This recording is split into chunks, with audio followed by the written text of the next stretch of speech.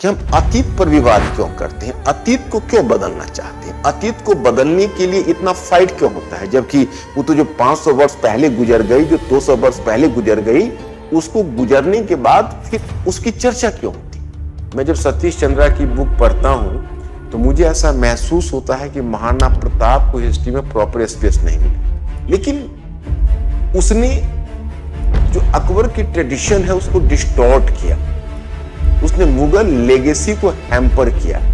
बाबर ने स्वयं तुजु के बाबरी में लिखा है, हिंदुस्तानियों ने हमसे खुलकर दुश्मनी निभाई, जहां भी मैं गया वहां कुओं में जहर डाल दिया गया, फसलों को जला दिया गया, घरों को जला दिया गया, ताकि कुछ भी हमारे हाथ में। वो लिखता है, हिंदुस्तान एक ऐसा मुल्क है जिसमें न रहने लायक मौसम है, न पीने लायक पानी है, न बात करने लायक लोग हैं, न देखने लायक औरत है। वो एक एग्जाम्पल साइट किया जाता है कि अकबर ने चित्तौड़गढ़ के किले पर कत्लेआम करवाया अपने 25 इयर्स की उम्र। 30,000 लोगों का कत्लेआम हुआ, उसने जिहाद तक का नारा दिया, बट वही अकबर आगे, अकबर महान। नौबत ये थी कि शिकागो विश्व धर्म सम्मेलन से 300 वर्ष पहले अकबर ने एक धर्म सम्मेलन का आयोजन कर दिया। तो अपने बड़े भाई दारा शिकोह की गर्दन काटकर एक थाल में सजाकर रेशम के कपड़े से ढककर अपने पिता को गिफ्ट करता है। एक मुसलमान ने एक हिंदू को बचाया है और एक हिंदू ने मुसलमान को बचाया है। अगर यह भी स्टोरी एक दूसरे को कहा जाए तो शायद हमारी मेमोरी से जो ट्रॉमा है वो हटेगी और हम लोग पीसफुल लाइफ जी सकें।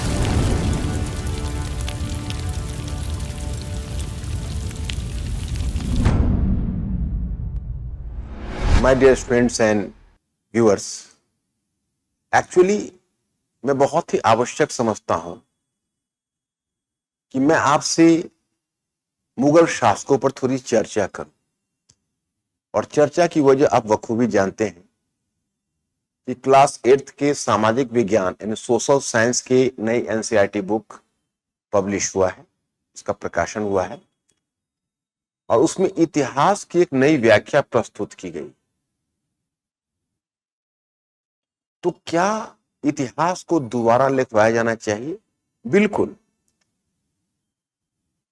इतिहास का लेखन और पुनर्लेखन जरूर होना चाहिए। There should be rewriting of history in the sense कि इतिहास के जो कुछ नेग्लेक्टेड पर्सनालिटीज हैं, जिनके साथ जस्टिस नहीं हुआ है, वैसे पर्सनालिटी को फिर इतिहास में रिस्टोर करना ये किसी भी देश और समाज का उद्देश्य होता है। और हर आने वाली पीढ़ी, every new generation is going to evaluate history in his own specific way. कोई भी जो आने वाली पीढ़ी होती है वो अपने इतिहास का पुनर्मूल्यांकन करती है, रीइवैल्यूएशन करती है। कुछ चीजें हटाई भी जा सकती है, कुछ जोड़ी भी जा सकती है, इसमें कोई बुराई नहीं। अब जैसे हिस्ट्री में नरसिंहदेव प्रथम जैसे शासक को, हालांकि नरसिंहदेव प्रथम का तो वैसा कोई मेजर कंट्रीब्यूशन नहीं है, लेकिन नरसिंहदेव प्रथम जैसे शासक को, गजपति शासक प्रताप रुद्रदेव को, इन सब को दोबारा, या अवक्का देवी जो होयसला क्वीन है उसे रिस्टोर किया जाना, ये सब अच्छी बात है, इसका स्वागत होना चाहिए। क्योंकि हिस्ट्री में कुछ ऐसे पर्सनालिटीज है कि हमने महसूस किया। अब रह गई महाराणा कुंभा और महाराणा प्रताप को ज्यादा स्पेस देने की, इसमें भी कोई बुराई नहीं है। क्योंकि मैं जब सतीश चंद्रा की बुक पढ़ता हूं तो मुझे ऐसा महसूस होता है कि महाराणा प्रताप को हिस्ट्री में प्रॉपर स्पेस नहीं मिला है। लेकिन हाँ, सिखिज्म और मराठा पर काफी रिसर्च हो चुका है। तो अगर सिखिज्म और मराठा पर फिर कुछ नए फोकस दिए जा रहे हैं, आई डोंट थिंक कि this is the very wise. अब चलिए हम सबसे चर्चा का विषय करते हैं मुगल इंपेरर, कि मुगल इंपेरर के बारे में, मुगल सम्राट के बारे में सच क्या है।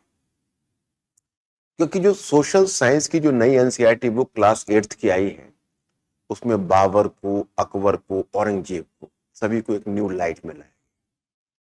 तो मैं आपको बताऊं कि जहां तक औरंगजेब की बात है, औरंगजेब तो इतिहास में वैसे भी बहुत कॉन्डेम्ड लीडर रहा शुरू से ही। अगर सच पूछिए तो औरंगजेब को डिफेंड करने का डायरेक्टली कोई वजह नहीं बनती, बल्कि मैंने तो खुद भी आश्चर्य प्रकट किया। मैंने एक बार आपसे I have shared a view with you कि भाई जब औरंगजेब के नाम पर जब इंडिया में एक सड़क का नाम था उसे हटाया गया, एपीजे अब्दुल कलाम नाम रखा गया, तो काफी इस बात का बबेला हुआ इंटेलेक्चुअल सर्कल में। मैंने उस समय इस इश्यू को उठाया था कि भाई वो नाम हटे तो बबेला हुए, नाम रखे ही क्यों गए थे? क्योंकि औरंगजेब का हिस्ट्री में जो रोल रहा वो नेगेटिव रहा। ठीक है, he was a Mughal empire, लेकिन उसने जो अकबर की ट्रेडिशन है उसको डिस्टॉर्ट किया, उसने मुगल लेगेसी को हैम्पर किया है, और उसकी जो पॉलिसी जो वो फाइनली मुगल एम्पायर के डिसइंटीग्रेशन में भी इनडायरेक्ट कंट्रीब्यूशन करती है। तो मतलब है कि उसका नाम देने की आवश्यकता ही नहीं थी। लेकिन मैं समझता हूं कि जब 2020 की नई एजुकेशन पॉलिसी आई थी, उसमें कहा गया था न्यू एजुकेशन पॉलिसी में कि उद्देश्य होना चाहिए बच्चों को रूट लर्निंग को हतोत्साहित करके उनको थिंकिंग के लिए प्रोत्साहित करना, उनमें आलोचनात्मक सोच विकसित करना। तो उसके पढ़ने के बाद मेरी बाँछें खिल गई, क्योंकि आज मैं महसूस करता हूं कि इंडिया की समस्या यह है कि साइंस एंड टेक्नोलॉजी को तो कुछ हद तक ठीक है, हम वर्ल्ड क्लास इंस्टीट्यूशंस वैसा नहीं बना पाए, लेकिन चलिए कम से कम आईआईटी और आईएमए, आईआईएम, ये जो संस्थान है, ये संस्थान बहुत हद तक इसकी क्षतिपूर्ति कर डालते। इसमें ये सब स्टैंडर्ड इंस्टीट्यूशंस है, and at least we can compare them with the world institutions. ये सोशल साइंस की बड़ी दुर्गति है, कोई आलोचनात्मक सोच नहीं। तो 2020 के न्यू एजुकेशन पॉलिसी ने कहा कि आलोचनात्मक सोच के लिए विशेष रूप से काम किया जाएगा नई पीढ़ी के बच्चों के लिए। और फिर 2023 में जो एनसीईआरटी नया आया उससे भी हमारी उम्मीदें जुड़ी, लेकिन जो नई एनसीईआरटी बुक हुई, वेरी फ्रैंकली टू से माय ऑडियंस, मुझे निराशा, क्योंकि विचार वहां बहुत एकांगी है, one sided view. One sided view से आलोचनात्मक सोच विकसित नहीं। पहली बात, बाबर हिंदुस्तान में एक हमलावर के रूप में, he was an invader। तो जिस समय बाबर का हिंदुस्तान में आगमन हुआ तो स्वागत तो उसका नहीं होना चाहिए, रेजिस्ट होना चाहिए। उस समय के कॉन्टेम्पररी पावर ने उसे रेजिस्ट किया, बहुत जायज किया। बाबर उस समय एक फॉरेनर था, इन्वेड किया, और इन्वेजन में डिवास्टेशन भी हुआ। बाबर ने स्वयं तुजु के बाबरी में लिखा है, हिंदुस्तानियों ने हमसे खुलकर दुश्मनी निभाई, जहां भी मैं गया वहां कुओं में जहर डाल दिया गया, फसलों को जला दिया गया, घरों को जला दिया गया, ताकि कुछ भी हमारे हाथ ना आए। उसने हिंदुस्तानी शब्द का प्रयोग किया। हिंदुस्तानी में he was targeting Hindu and Muslim both combined together, मतलब वो अकेला हिंदू या अकेला मुसलमान मीन नहीं करता। इसका मतलब हिस्टोरियन ने लगाया कि हिंदुस्तानी कल्चर उस समय तक आ चुकी थी, हिंदू मुस्लिम दोनों की समन्वित संस्कृति आ चुकी थी, और it is not a matter of surprise, ऐसा कोई वाटर टाइट कंपार्टमेंट हिंदू और मुसलमानों के बीच नहीं था। कैन यू इमेजिन दैट कि ठीक है, क्या इब्राहिम लोदी के साथ महाना सांगा, इब्राहिम लोदी के साथ अगर महाना सांगा की शत्रुता थी,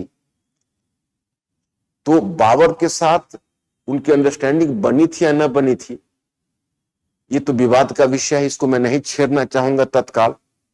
लेकिन अगर बनी भी होगी तो उस समय की पॉलिटिक्स के लिए ये जस्टिफाइड था। अब इब्राहिम लोदी जो पानीपत के फर्स्ट बैटल में बाबर का सामना करने जा, तो इब्राहिम लोदी के साथ विक्रमजीत भी मारा जाता है, विक्रमजीत भी मारे जाते हैं, जो एक राजपूत रूलर है, and he was the son of Mansingh Tomar of Gwalior. वह ग्वालियर के मानसिंह तोमर का पुत्र है। तो ये है राजपूत और मुसलमान का कॉम्बिनेशन उस समय। हम कैसे कह सकते हैं कि दोनों अलग अलग थे? खैर एनीवे, जबकि आप जानते हो कि सुल्तान्स आए थे, इन्वेडर्स के रूप में आए थे, लेकिन तब तक उनका इंडिजिनाइजेशन हो चुका था, उनका देसीकरण हो चुका था। बाबर आया, बाबर का तुजू के बाबरी मैंने पढ़ा तो कई बार बहुत गहरी आपत्ति हुई। हिंदुस्तान के बारे में वो आदर का भाव नहीं रखता। He was not having a sense of reverence at that time. वो लिखता है हिंदुस्तान एक ऐसा मुल्क है जिसमें न रहने लायक मौसम है, न पीने लायक पानी है, न बात करने लायक लोग हैं, न देखने लायक औरत है। हिंदुस्तान के मुल्क को पसंद नहीं करता था, लेकिन उसको हिंदुस्तान के संसाधनों की, हिंदुस्तान के धन की आवश्यकता थी। और उसने लिखा था काबुल की गरीबी फिर नहीं, जब हिंदुस्तान को जीता था, सतीश चंद्र कहते हैं, और हिंदुस्तान से लौटने का निर्णय नहीं लिया। इसीलिए खानवा का जो वॉर महाराणा सांगा ने किया, because he was expecting me to return from India after the first battle of Panipat, just like in the style of Timur. या हो सकता है कुछ सीक्रेट कन्नाइवेंस भी हुआ, लेकिन वो नहीं लौटा। अब वो नहीं लौटता, हिंदुस्तान में स्टे कर जाता है। और जब हिंदुस्तान में स्टे कर जाता है, लेकिन दिल उसका हिंदुस्तानी नहीं हुआ, क्योंकि वो अपनी इच्छा जाहिर की कि मेरा जो डेड बॉडी है उसको काबुल में दफनाया जाए। तो चलिए बाबर को हम खारिज करते। बाबर ने इन्वेजन किया होगा तो डिवास्टेशन हुआ है। हो सकता है कुछ लोगों को स्लेव भी बनाया हो, चूंकि मेडिवल स्टैंडर्ड था। हो सकता है बाबरी मस्जिद तो एक खुला प्रमाण है कि भाई उसने वहां के मंदिर को डैमेज करने की कोशिश की थी। उस समय क्या था कि मेडिवल में खास के जो इस्लाम है, उस इस्लाम में एक प्रचलन था कि जब कोई इन्वेजन होता था तो as a sign of victory they were just demolishing some temple, मतलब वो अपने आप को आइकोनोक्लाज्म की पॉलिसी के तहत लाते थे कि भाई हम मूर्ति भंजक हैं, हम इस्लाम के हितों का संवर्धन कर रहे हैं। As a symbol of victory एक मॉस्क बना देते थे या एक मिनारेट्स बना देते थे, जैसा कि मिनारेट बना देते थे, जैसा आपने देखा होगा कुतुबुद्दीन ऐबक ने कुतुब मीनार बनाया या बाबर ने भी एक मॉस्क बनाया। तो ये इस तरह की चीजें होती थी जो ए मेडिवल कोर्स ऑफ हिस्ट्री और विशेषकर इस्लाम और विशेषकर सेंट्रल एशियन के अपना एक फीचर था। तो चलिए ये बात हुई। अब जब बाबर के बाद हुमायूं आता है, तो हुमायूं तो खैर ईरान और हिंदुस्तान के बीच आता जाता भागता रहता है, तो उसको तो बहुत अपॉर्चुनिटी मिली नहीं कोई मेजर पॉलिसी को अडॉप्ट कर सके। और अब रह गई बात अकबर की। तो बाबर को तो एक ब्रूटल दिखाता है नई एनसीईआरटी बुक, खैर उसकी ब्रूटलिटी को हाईलाइट किया गया है। यहां हम थोड़ा काउंटर बैलेंस यह करना चाहेंगे कि what brutality appears in Babur, that was a standard of medieval age at that time. Just try to compare Babur with his contemporary rulers all over the world. आप दुनिया में शासकों की स्थिति को देखिए, इवन आप औरंगजेब के समय भी देखेंगे तो औरंगजेब का कॉन्टेम्पररी जिस तरह से ऑड्रे ट्रस्की लिखती हैं कि औरंगजेब का जो कॉन्टेम्पररी है सुलेमान सेकेंड टर्की का और लुइस 14 फ्रांस का, वो इससे ज्यादा बाइगॉट है, इससे ज्यादा अंधविश्वास, इससे ज्यादा धर्मांध है, परवर है। तो मैं आपको यह बताना चाहता हूं कि एक तो पहले जब हम किसी रूलर को इवेलुएट करते हैं, उस रूलर को इवेलुएट को करने का वही स्टैंडर्ड, वही मानदंड हमें चाहिए जिस युग का वो रूलर रहा हो। We should not try to place there the modern parameter for evaluation of a medieval ruler. हमें किसी मध्यकालीन शासक के मूल्यांकन के लिए आधुनिक मानदंड को नहीं, ये पहला मेरा आग्रह है, द फर्स्ट रिक्वेस्ट। एक चीज तो ये आ रही। दूसरा आप देखिए कि अब रह गई बात बाबर को छोड़िए, हुमायूं की तो चलिए, अब अकबर की बात आती।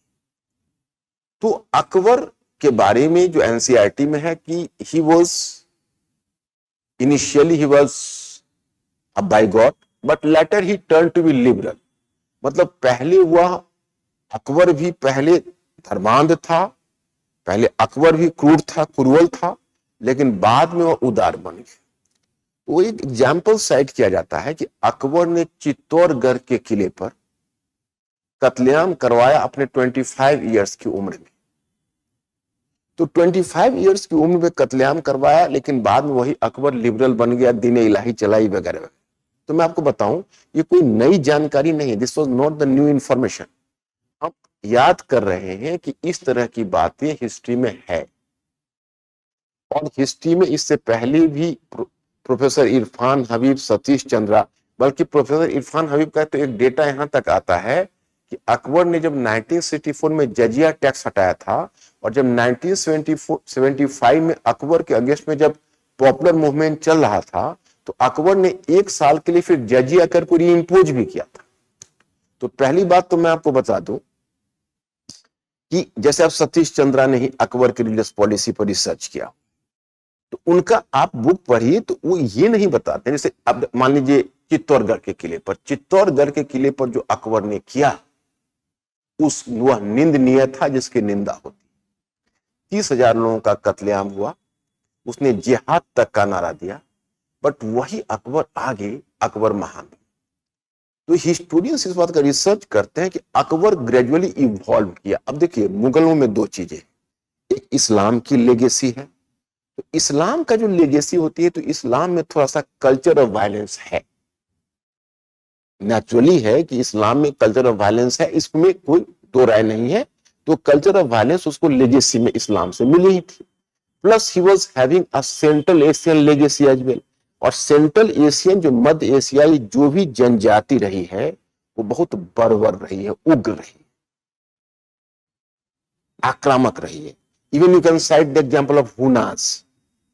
आप हुना का एग्जांपल देखिए, हुना तो इंडियन सोसाइटी में मिक्स कर गया, आज वो तथाकथित हिंदू है, लेकिन जब हुनाज आए थे और तुर्मान और मिहिरकुल उसके बारे में पढ़िए हिस्ट्री में, तो दे वर सेवाइट्स, वो सैव थे, and they have put hundreds and thousands of Buddhist to death. मतलब उन्होंने सैकड़ों हजारों बुद्धिस्टों को मारा। अगर माय फ्रेंड्स बुद्धिज्म का डिक्लाइन हुआ तो उसमें एक कारण होना ही नहीं, वो भी सेंट्रल एशियन थे। ये सेंट्रल एशियन ट्राइब की लेगेसी, इस्लाम की लेगेसी दो मिल रही थी वहां। तो अकबर भी पहले बाइगॉड था। सतीश चंद्रा लिखते हैं कि पहले वो अपने दो ऑर्थोडॉक्स उलेमा था, शेख अब्दुल नबी और मोहम्मद सुल्तानपुरी, उसका शागिर्द बना हुआ था और कई अवसर पर तो उसके चप्पल तक धोए थे। लेकिन वही अकबर धीरे धीरे ग्रेजुअली इवॉल्व किया। पहले उसने इस्लाम को समझने की कोशिश की, इबादत का खाना खोला, फिर इस्लाम, फिर वो उलेमास के ऑर्थोडॉक्स नेचर को समझा, उलेमा से उसको रिपल्सन हुआ, मैंने उलेमा के जब वो रूढ़िवादी विचार को समझा तो उलेमा से उसको मतलब एक तरह से दूरी आ गई, और फिर उसने इबादत खाना का दरवाजा खोला 1579 में। और फिर उसके बाद उसने सारे रिलीजियस, जिसमें पारसी भी थे, क्रिश्चियन भी थे, हिंदू भी थे, जैना भी थे, उनके साथ ओपन डिस्कशन किया। सतीश चंद लिखते हैं कि नौबत ये थी कि शिकागो विश्व धर्म सम्मेलन से 300 वर्ष पहले अकबर ने एक धर्म सम्मेलन का आयोजन कर दिया और बाद में फिर वही दीन इलाही चलाया। तो अकबर का ग्रेजुअली इवोल्यूशन हुआ है, ये पहले भी हिस्टोरियन लिख रहे थे। नई एनसीईआरटी लिखता है कि पहले वो बाय गॉड था, पहले वो मतलब धर्मांध था और बाद में लिबरल हुआ, उदार हुआ। तो ये चीज तो है ही, इसमें कोई बुराई नहीं। तीसरा बात ये बात औरंगजेब की, तो औरंगजेब की क्रुएल्टी की भी हिस्टोरियन पहले ही लिख चुके हैं। अब बताइए इससे बड़ी क्रुएल्टी क्या होगी? कैन यू इमेजिन कि जब अपने पिता शाहजहां को कैद करता है, उत्तराधिकार का युद्ध लड़ता है, अपने बड़े भाई दाराशी को, चूंकि वो शाहजहां का प्रिय पुत्र था, शाहजहां मुसम्मन बुर्ज में कैद है, तो अपने बड़े भाई दाराशी को की गर्दन काटकर एक थाल में सजाकर रेशम के कपड़े से ढककर अपने पिता को गिफ्ट करता है। तो उसका पिता उस रेशम के, क्यूरियोसिटी होती है कि व्हाट इज दिस, अब वो रेशम के उस कवर को हटाता है तो उसमें उसका कटा हुआ गला दाराशी का देखता है। शाहजहां आंख बंद करके मर्माहत हो जाता है। क्या पीड़ा उसकी हुई होगी, जरा इमेजिन करिए, अपने फादर, अपने भाई के साथ इतनी घृणा। ये सेंट्रल एशियन क्रुएल्टी। तो ये चीज तो औरंगजेब में पहले भी हिस्टोरियन एक्सेप्ट कर चुके हैं, वो रिलीजियस बाइगॉट है वो भी एक्सेप्ट कर चुके हैं। प्रॉब्लम कहां आ रहा है my students? Are you mentally alert? Problem यहां आ रहा है कि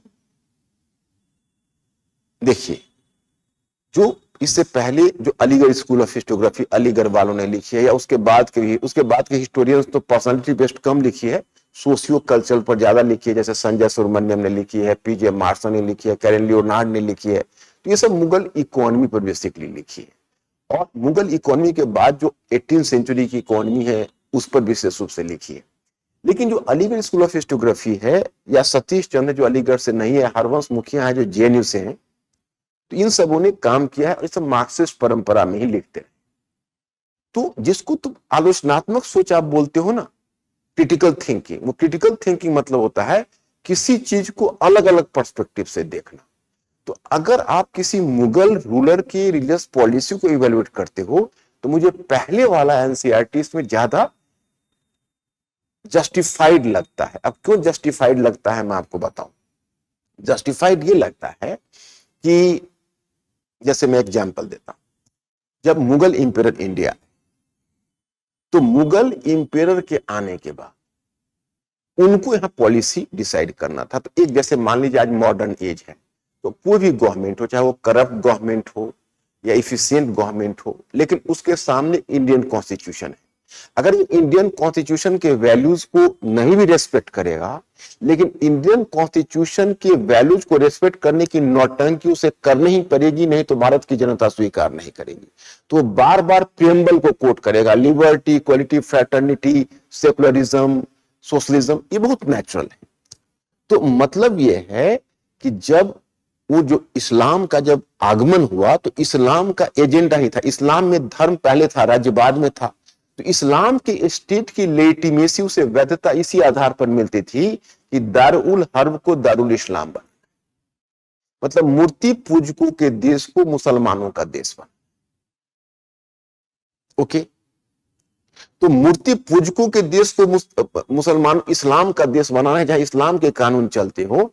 तो जैसे आपके घर के अंदर एक इश्तहार टंगा होगा आपके दीवार पर कि सदा सत्य बोलो, और हो सकता है हालांकि गांधी की तस्वीर तो अब उतने फॉर्चुनेट बेचारे गांधी रहे नहीं, राष्ट्रपिता हमारे हैं, कहते हुए बहुत दुख होता है कि अब बहुतों के आइडियल वो नहीं रह गए।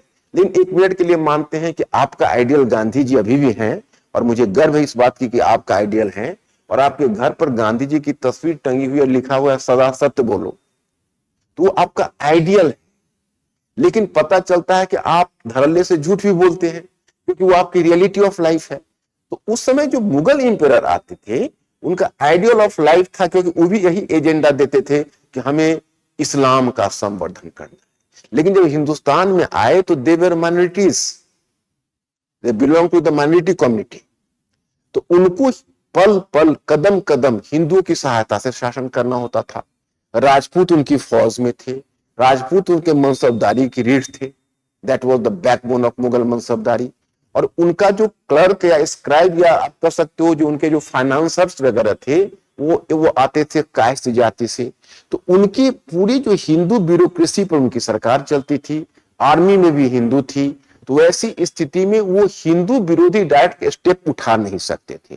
तो बीच बीच में क्या करते थे, प्रचार के लिए इस्लाम इस्लाम बोलते रहते थे, इस्लाम का संवर्धन बोलते रहते थे, उलेमाओं को दूर भी रखते थे, कई बार उलेमाओं को खुश करने की भी कोशिश करते थे।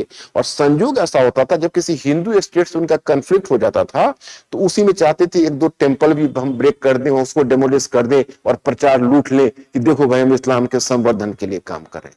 हम ये नहीं कर रहे कि जो कर रहे थे अच्छा कर रहे थे, आप गलत मत समझिएगा, वो कर रहे थे बुरा कर रहे थे। लेकिन उसके पीछे का जो पॉलिटिक्स था, उस पॉलिटिक्स को समझना और समझाना भी आवश्यक है, तब हमारी क्रिटिकल थिंकिंग डेवलप होगी, जो कि इससे पहले Aligarh school of historiography Harbans Mukhia वगैरह कर रहे हैं।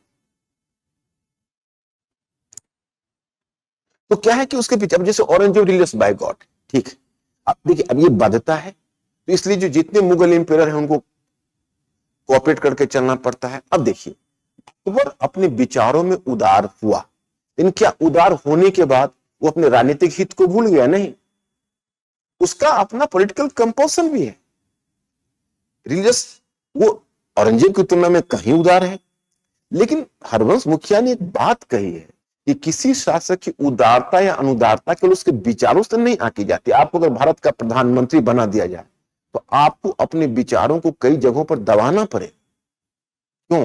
क्योंकि आपको इस 1 अरब 40 करोड़ जनसंख्या को साथ लेकर चलना।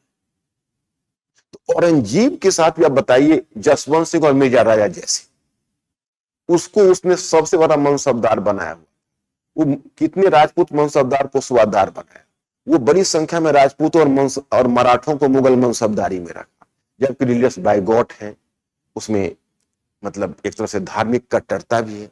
तो मतलब यह है कि हम ये नहीं कहते कि वो क्रूर नहीं है या फिर रिलीजियस बाइगॉटरी की पॉलिसी नहीं अपनाए, लेकिन उसके पीछे पॉलिटिक्स क्या है, उस पॉलिटिक्स को समझते हुए मल्टी डायमेंशनल अप्रोच जब हम स्टडी में रखते हैं तो फिर हमारा क्रिटिकल थिंकिंग डेवलप होता है, जो मैं इस एनसीईआरटी में लूजिंग पा रहा हूं, जो मुझे एक हिस्ट्री के टीचर होने के नाते मुझे कष्ट दे,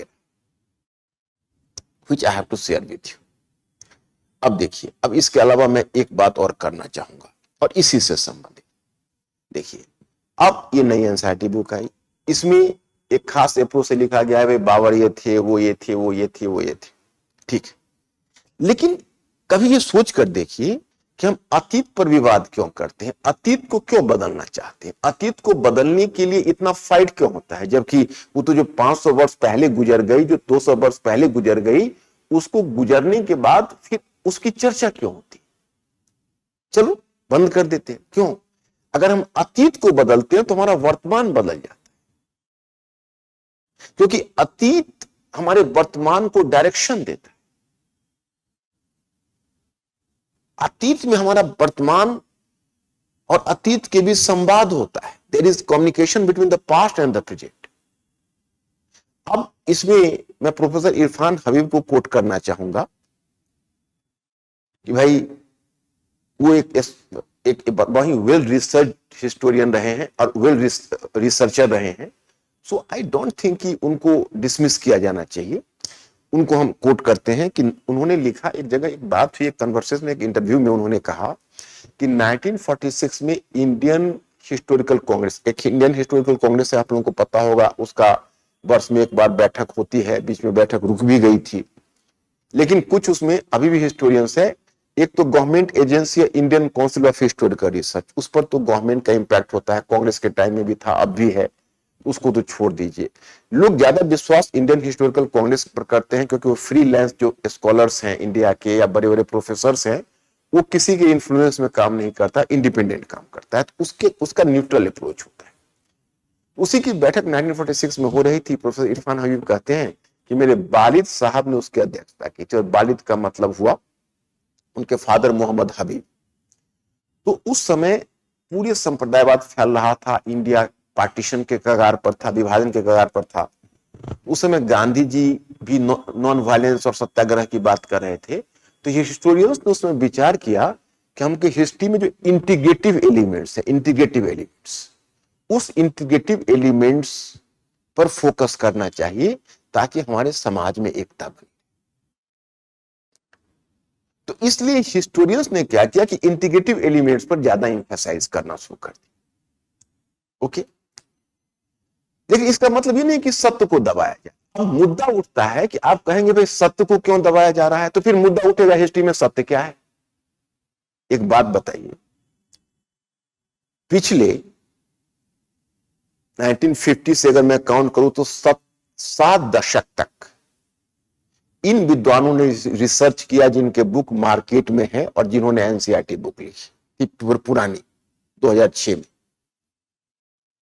और 75 वर्षों के रिसर्च के बाद तब उन्होंने फैक्ट्स को सामने लाया था, साइंटिफिक एविडेंस को एक्सप्लोर किया था, उसको री एक्सप्लोर किया था, फिर फैक्ट्स को लाया था। लेकिन अभी जो हिस्ट्री की एनसीईआरटी बुक लिखी गई है वो उसमें 10 वर्ष का रिसर्च भी नहीं लगा है।